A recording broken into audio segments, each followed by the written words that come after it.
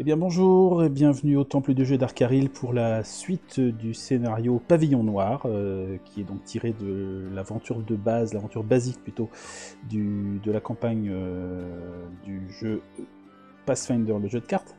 Skull and Shackle, je vous rappelle que c'est aussi une campagne de jeu de rôle à la base, c'est pour ça que il y a pas mal de textes dont je me sers pour l'ambiance, pour mettre un petit peu plus de chair dans l'histoire. Hein, tout ça, c'est évidemment tiré de la campagne de jeu de rôle. Alors, pour ce qui est du scénario, on n'est pas trop mal, on approche doucement de la fin, et j'ai l'impression qu'on est plutôt en bonne posture, pour une fois. Ça n'a rien à voir par rapport à la partie précédente, puisqu'en fait, quasiment toutes les régions sont fermées, à l'exception de la dernière où doit se trouver donc c'est sûr, où se trouve le boss, c'est-à-dire le conseil des pirates. Olok est sur le coup, il va s'en occuper. Pour l'instant, Lyrian et Damiel sont encore à la bordure de l'œil. La zone est fermée, mais quand on ferme la zone, on rajoute des cartes. Et donc dans ces cartes qui traînent ici, il y a normalement encore 3 bénédictions et 2 obstacles. Donc on peut prendre le temps de continuer à se renforcer un petit peu. On a du temps. On a encore un bon petit paquet de tours, donc ça c'est intéressant, autant en profiter, sachant qu'en plus Lyrian, comme elle avait été dangereusement blessée lors de la partie précédente, elle a tout intérêt à, eh bien, à se reposer, à récupérer des forces, comme on dit. Donc, allons-y pour ça. Alors, hors caméra, j'ai fait une petite correction au niveau du butin, puisque le bateau est toujours endommagé. Et d'ailleurs, il faut peut-être que je prenne ça en compte aussi. Donc tous les tours où il y a un capitaine à bord du bateau, il y a un butin qui s'en va. Hein. Il y a un butin qui s'en va. Donc du coup, à l'issue du tour où Damiel a vaincu le dominateur, eh bien, on a perdu un loot, mais on en a gagné un puisqu'on a vaincu le dominateur. Donc tout ça, j'ai rectifié. Voilà, on a perdu au passage c'était quoi? C'était un showstrap, donc c'était un objet basique, donc pas trop important. Voilà, j'ai un petit chat qui est venu me rendre visite là, hop. Alors c'est parti pour le tour, donc c'est la bénédiction de Sivana pour Lyrian. Alors donc je sais qu'à la fin du tour je vais devoir encore perdre une carte ici, mais bon, c'est pas trop grave pour l'instant, l'important c'est quand même de réussir bien le scénario. Et puis de toute façon, Lyrian n'a pas de compétences spécialement d'artisanat. Or, pour réparer le bateau, il faut un test d'artisanat 5. Bon, évidemment, avec des bénédictions, on peut s'arranger, mais bon, je préfère pour l'instant peut-être qu'elle explore. Voilà. Je regarde quand même ce qu'on a. Bah non, en fait, comme c'est juste un test d'artisanat tout court, ce sont que des dés de 4. Hein. Donc il faudrait 2 dés de 4 pour faire 5, c'est même pas sûr qu'ils réussissent. Je vais pas prendre ce risque-là. Je vais plutôt explorer encore un petit peu la bordure de l'œil. Hop, on tombe sur une bénédiction. Ça c'est cool. Donc ça fait 4 bénédictions dans la main de Lyrian. Elle va sans doute s'arrêter là. Et donc, fin de son tour, on perd une carte du loot. J'espère pas un truc trop chouette. On perd une cote de maille. Cote de maille, c'est pas très grave. C'est pas une carte que j'aurais gardée de toute façon. Alors, on passe au tour suivant. Donc, je tire une bénédiction. Bénédiction d'Abadar, ça c'est pour Damiel. Alors, qu'est-ce que va faire Damiel? Damiel, il a pas mal de choses. Il pourrait aider à creuser avec Olok. Mais je suis un peu curieux, j'ai envie de voir s'il n'y a pas des bénédictions un petit peu sympas à récupérer. Donc je tente aussi une exploration à la bordure de l'œil, et je tombe sur une embuscade. Alors l'embuscade, ça devrait pas être trop compliqué. Déjà, pour la réussir, il faut un test dextérité, acrobatie, sagesse ou perception. Damien n'est pas en mesure de réussir. Alors, si l'obstacle est invaincu, examinez le paquet de régions jusqu'à ce que vous trouviez un monstre, affrontez-le en retirant 1 à chaque dé, etc., etc. Bannissez cette carte. Et ben, en fait, ça va permettre de regarder le paquet, et de toute façon, il n'y a pas de monstre, il n'y a plus que des obstacles et des bénédictions. Donc cette carte-là, c'est pas grave du tout. On l'écarte, on regarde quand même le paquet, on a le droit. Hein. il y a une chasse au trésor. Oh, il n'y a que des bonnes choses. Une chasse au trésor, une bénédiction de Milani, une bénédiction de Hacha et Kek. Donc on va pas se priver. Alors, Hacha et Kek, c'est pas mal. C'est intelligence, artisanat. Donc là, c'est tout à fait bien pour Damiel. Et Milani, c'est une sagesse, dextérité, donc c'est pas mal aussi pour Lyriane. Pour ce qui est de la chasse au trésor, je crois que c'est intelligence connaissance, ce serait plutôt Damiel. Et ça permet de gagner quoi déjà? Ça permet de gagner... Ouais, ça permet de réussir à récupérer un objet aléatoire tiré de la boîte. Bon, c'est pas non plus génialissime. En tout cas, ces cartes-là, je les mélange. Je sais qu'il n'y a rien à craindre à la bordure de l'œil.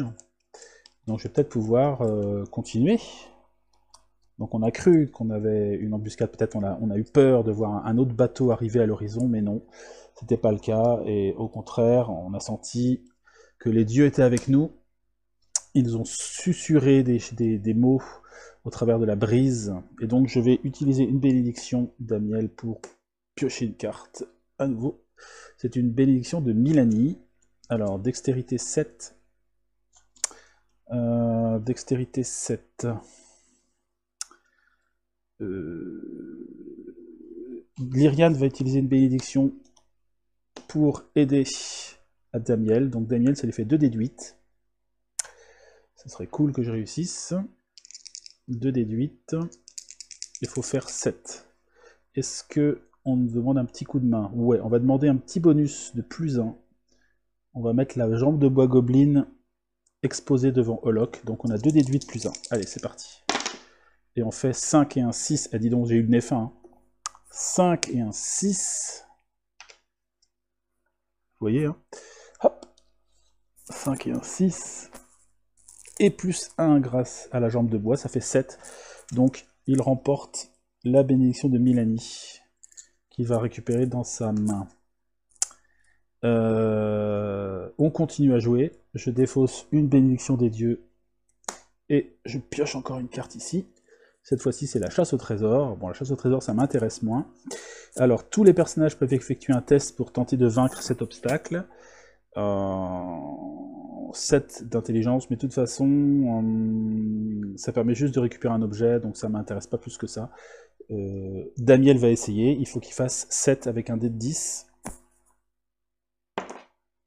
Je fais 4, donc c'est un échec. Ça, c'est viré. Donc, il reste plus que la dernière carte, qui est une carte intéressante pour Damiel. Mais on va dire qu'on a le temps. Enfin, quoique, je ne sais pas trop si j'ai le temps. Je vais peut-être le faire quand même. Ça vaut peut-être le coup quand même. Bon, allez. J'utilise la bénédiction de Milani nouvellement acquise, c'est toujours Damiel. Et donc, il explore la dernière, et on sait que c'est une bénédiction d'Hacha et Kek. Ça, il peut difficilement passer à côté. Ça permet d'avoir 2 dés à un test pour vaincre un boss ou un sbire, ce qui est super d'avoir ça à la main, puisqu'on arrive à la fin et qu'on va sans doute rencontrer un boss dans pas très longtemps. Donc ça vaut le coup de tenter le test, surtout que c'est un test pas trop compliqué pour Damiel. 1 dé de 10 plus 3, pour faire 7. Et on va demander de l'aide. On va demander de l'aide à Olok cette fois-ci. Donc ça lui fait 2 dés de 10, plus 3. Allez. Et je fais 7 et 5, 12. Donc c'est réussi. Mais bénédiction d'Hacha et Kek dans les mains de Damiel. On termine le tour de Damiel ainsi. Il se réinitialise sa main et en récupère 2. Un feu grégeois et un moussaillon. Et ça termine le tour de Damiel. On va enchaîner sur le tour de Olok. Olok, qui est donc toujours, évidemment, à la baie de la balafre. Une bénédiction pour son tour, c'est la bénédiction de Kaiden Kailan. Il n'a plus que 2 cartes en main, mais c'est 2 armes. On va voir ce qu'il va rencontrer. Exploration. Alors, il tombe sur un topaz de force. C'est un objet. Ça m'a l'air intéressant. Force 7. Rechargez cette carte pour lancer votre dé de force au lieu du dé demandé sur un test en dehors des combats. Alors lui qui a un dé de 12 en force, c'est pas mal intéressant ça. Alors pour l'avoir, il faut faire 7 en force. Lui, il a un dé de 12. Et je me demande si je ne vais pas demander un coup de main encore à Lyriane qui a pas mal de cartes en main encore. Enfin, pas mal, surtout des bénédictions. Il va utiliser une bénédiction des dieux qui va copier la bénédiction de Kaylean, parce que celle-là, elle donne 2 dés à un test de force ou de constitution. Donc ça lui donne 3 dés. Bon, je pense que là, si on n'arrive pas à l'avoir, on est des mauvais. 3 dés pour faire 7. 3 dés 12. Oups, j'ai eu peur. J'ai vu le 1, j'ai vu le 4, 9. Donc c'est une réussite. On est à 14. Le topaz de force vient dans la main de Holok. Holok va s'arrêter là pour le moment. Il ne peut pas explorer plus. Il récupère sa jambe de bois gobelin. Est-ce que... Alors j'ai combien de cartes encore dans mon paquet? J'ai 1, 2, 3, 4, 5, 6. Et ici, qu'est-ce que j'ai à récupérer? J'ai mon sort de soin qui a été perdu. J'ai une armure, une bénédiction. Je me demande si je ne vais pas jeter quand même une carte histoire de piocher autre chose. Donc je jette la jambe de bois gobelin et je pioche une bénédiction, ça c'est quand même pas mal. Voilà. C'est la fin du tour de Holok. On reprend avec Lyriane. Lyriane, hop, qui a une bénédiction d'Eshaekek aussi à sa disposition, ici. Alors j'ai plus que 2 cartes en main et j'en ai plus que 2 dans ma défausse, donc j'ai pas du tout la possibilité de prendre des risques en fait. Parce que ça va me mettre à terre aussi. Donc je ne vais rien faire ce tour-là. Je vais simplement me reposer. Donc c'est-à-dire je me déplace pas, je ne joue pas, je n'explore pas. Enfin je n'explore pas, je me déplace pas surtout. Je donc récupère une des cartes de la défausse de Lyriane. Hop. C'est un marin. Et le marin, je le mets sous le paquet, je le recharge. Voilà. Et donc elle récupère 2 cartes à la fin de son tour. Un pistolet, donc elle a une arme, un maître d'armes, et une bénédiction d'Eracil, une bénédiction de Gozri. Nouveau tour pour Damiel. Alors Damiel, lui, il va pas trop perdre de temps. Ah, il faut que j'enlève encore un butin à cause du tour de Lyriane. On va perdre une chemise de maille. Chemise de maille. Donc il faut qu'il aille s'occuper du bateau, là, ça c'est évident. Alors, pour réparer le navire, il y a 2 possibilités. Soit je fais le voyage jusqu'à la baie de la Balafre pour pouvoir m'ancrer et donc réussir le test, et puis donc faire autre chose. Soit si je suis ailleurs, dans un autre lieu, que je veux faire tout de suite la réparation, c'est une action de repos en fait, donc je peux ni me déplacer ni explorer, et donc je consacre mon temps à réparer le bateau pirate. Donc j'ai un test d'artisanat à faire. C'est ce que va faire donc ce tour-ci Damiel. Je lance un dé de 10 plus 3 en artisanat. Je fais 4 et 3, 7. Donc c'est réussi, il fallait faire 5. Le bateau pirate est réparé. Ça c'est déjà une bonne chose. Voilà, par contre ça m'a pris l'ensemble de mon tour à faire ça. Est-ce que je fais autre chose? Ça dépend, je regarde. Non, j'ai pas grand chose à faire de plus. Je reste comme ça, avec ma main. Bon, quoique, je sais pas si j'aurais besoin de la potion de bagou. Je pense que je vais jeter la potion de bagou. Est-ce qu'il y a encore des obstacles? Bah, peut-être. Bon, je vais juste faire ça. Donc à la fin du tour, je repioche juste une carte. C'est un sort de soin. Ça, c'est pas mal. Et je laisse la place à Holok. Donc petite carte pour Holok. C'est un monstre errant. Tiens donc. Un homme poisson qui vient faire son petit tour par ici, et qui vient agresser Holok. Alors, donc, si on n'arrive pas à vaincre le poisson, c'est ça, hein, si le monstre est invaincu, tous les personnes de la région doivent réussir un test de constitution. Donc, faut pas rater. 8 de combat, ça devrait pas être trop compliqué. Il va utiliser son Falcata. Utiliser son Falcata pour avoir un dé de 12 plus 2 dés de 4. Plus 1 de mêlée. Et les 4 sont considérés comme des 5 avec le Falcata. C'est ça qu'il utilise, espèce d'arme bizarroïde, tranchante. Allez. Et il fait 8 et 2, 10 et un 11, donc c'est suffisant. L'homme poisson est battu. Comme c'était un monstre errant, il a le droit à un loot. 6, un loot de son choix, et il va choisir une arme, évidemment, qu'il va mettre directement dans sa main. Ah, une arme ou une armure? Ouais, une arme. Une arme. Et il trouve un pistolet dragon. Voilà, ça va pas l'intéresser lui, mais peut-être que ça intéressera Lyrian, on verra ça plus tard. Il peut donc se lancer dans l'exploration de la région. Hop, et il tombe sur un soldat de la marine, donc encore un monstre. Alors, c'est un vétéran, donc, mais là c'est une aventure niveau 0, donc il reste à 8. Si on utilise la propriété flibuste, les dégâts qu'inflige le soldat augmentent de 2. Voilà, il fait plus 2 aux dégâts si on utilise la flibuste, mais nous on n'est pas vraiment des flibustiers. On va plutôt y aller franco. Et on va y aller au Falcata aussi, même principe. 1 dé de 8 plus 2 dé de 4 plus 1 pour faire 8. Allez, c'est parti. Et je fais 5 et 7, 12 et un 13. Le soldat de la marine est battu. Est-ce que je continue à explorer? Alors, combien de tours il nous reste? Il nous reste 1, 2, 3, 4, 5 tours. On n'est pas trop mal. Il ne faudrait pas non plus... faut peut-être se donner la possibilité d'échouer au test. Je me dit, on a quand même pas mal de bénédictions. On a 2 bénédictions ici. Je crois qu'il en a une pour vaincre le boss là. Bon, on ne devrait pas avoir trop de difficultés quand même.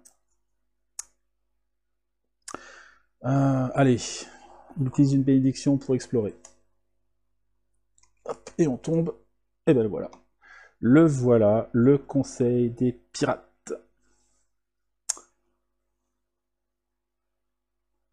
Des tas de menteurs disent qu'ils connaissent quelqu'un au conseil ou qu'ils sont à 2 doigts d'y entrer, ou même qu'ils viennent de le faire. Si vous êtes assez fort pour faire face au roi de l'ouragan et sauter du quai le plus proche, vous n'avez pas besoin de dire à des ivrognes que vous êtes un dur à cuire.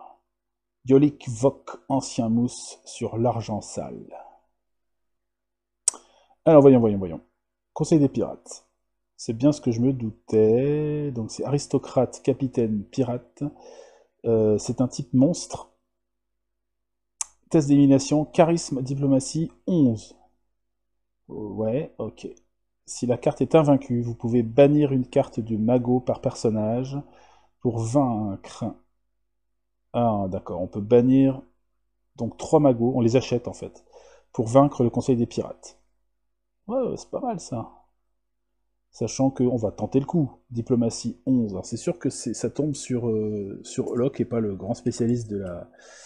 Mais ceci dit, il a son topaz de force, ce qui fait que il recharge cette carte pour, on l'avait dit tout à l'heure, lancer un dé de force au lieu du dé demandé sur un test en dehors des combats. Donc là, c'est pas un combat, hein.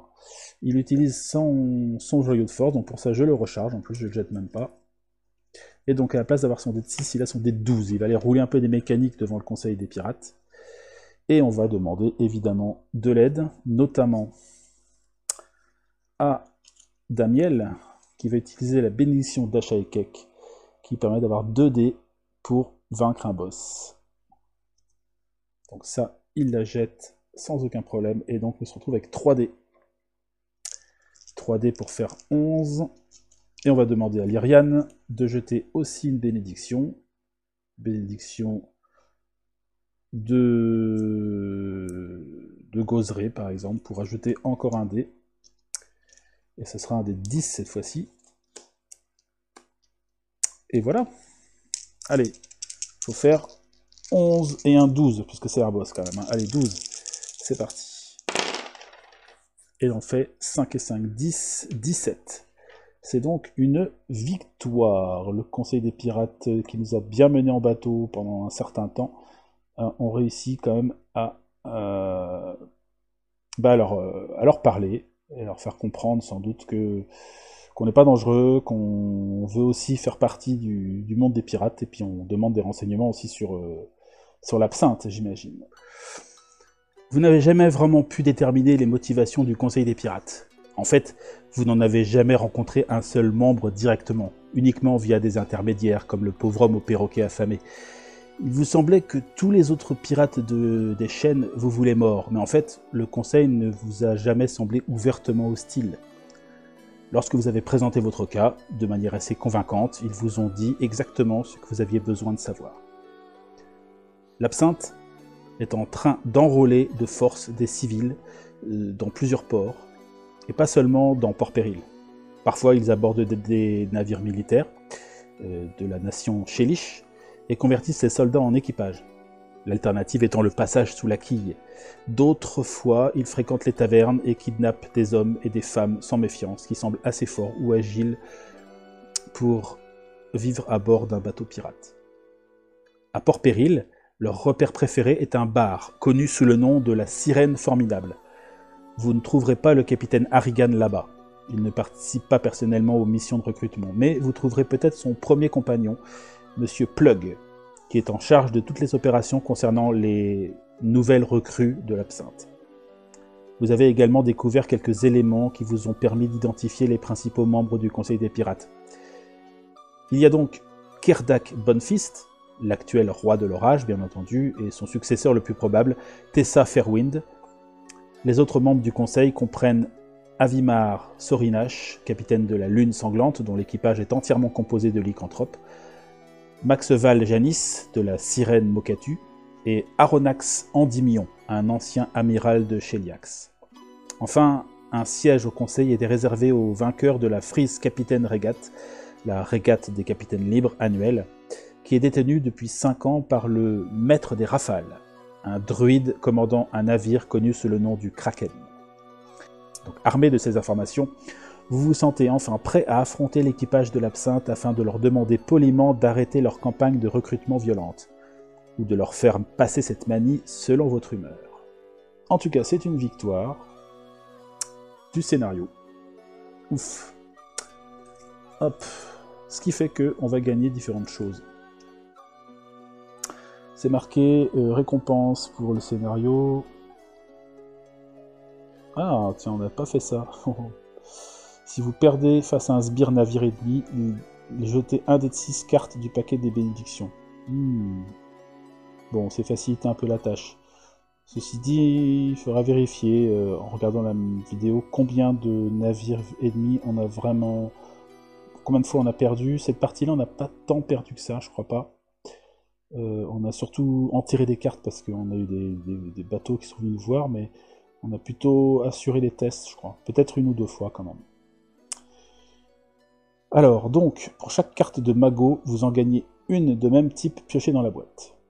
Alors, il est temps d'aller voir un petit peu le magot qui nous reste ici. Donc, dans les cales de notre navire. Hop, nous avons un sort, lame de feu, un pistolet plus 1, un chat à 9 queues, donc c'est une sorte de fouet, et un quartier maître. Donc, de ces 4 cartes, on va prendre un sort en plus, 2 armes et un allié.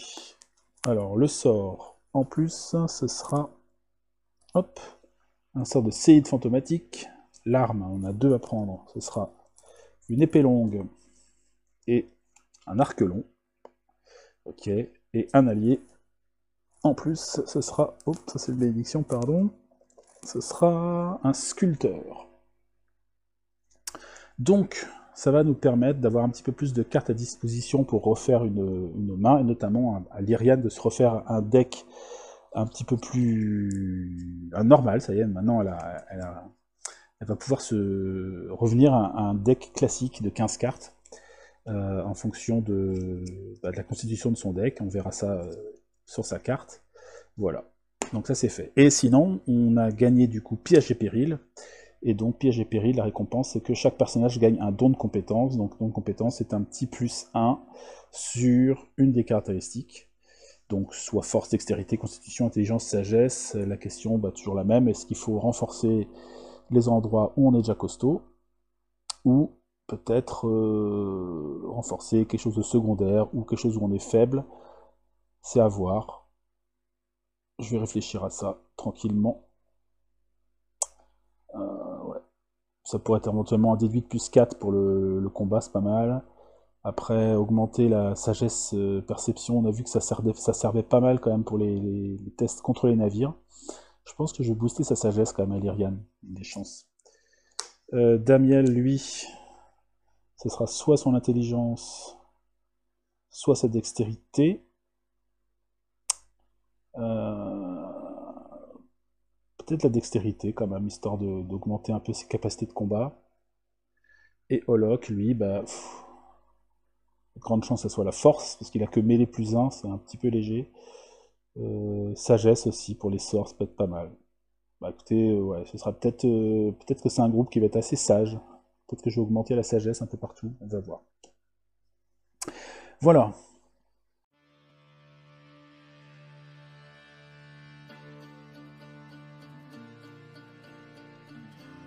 Après quelques jours de navigation, vous arrivez à Port-Péril, la capitale de la piraterie des chaînes, dirigée par le roi de l'orage lui-même.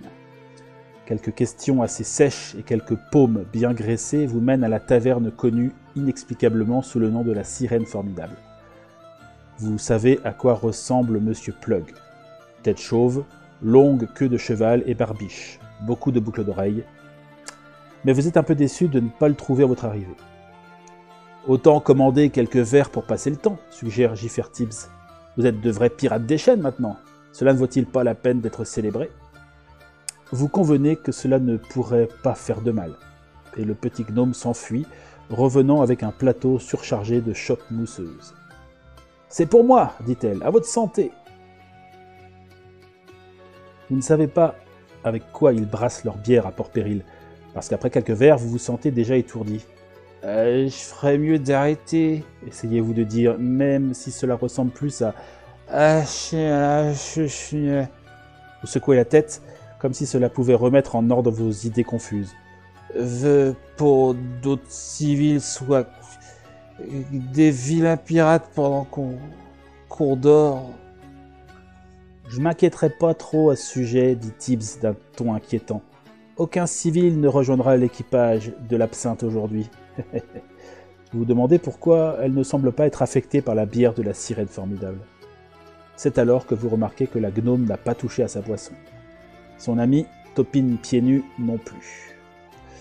La dernière chose que vous voyez avant que le monde ne devienne noir est un homme grand et chauve avec une longue queue de cheval et une barbiche qui se dirige vers votre table, tapotant le gnome aux cheveux sauvages dans le dos comme s'il la félicitait pour son travail bien fait.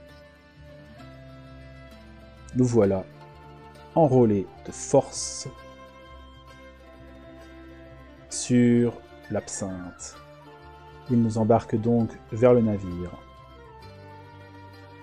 où on servira à faire les menues affaires de l'équipage. Briquer le pont et... Ouais. Nous voilà donc apparemment les esclaves de l'Absinthe chouette. Voilà donc qui conclut cette première aventure, l'aventure Piège et Péril, avec donc les règles maison d'Arcaril. Et donc je vous donne rendez-vous pour la suite de cette campagne. On va pouvoir attaquer la première aventure, la première aventure avec le premier scénario de cette campagne. On va intégrer, ce qui est chouette, un paquet de cartes donc avec des nouvelles cartes. Et puis on va voir un peu ce qui va nous arriver. Maintenant que nous avons été finalement nous-mêmes pris à notre propre piège, on enquêtait à la recherche de ces flibustiers qui enrôlaient de force et nous n'avons même pas fait attention que nous avions dans nos rangs les propres pirates que nous recherchions, et donc qui nous ont bien eus. Nous voilà donc maintenant esclaves du bateau l'Absinthe. Et bien voilà, suite au prochain épisode. Merci à vous d'avoir suivi tout ça, et on se retrouve une prochaine fois. Salut, salut!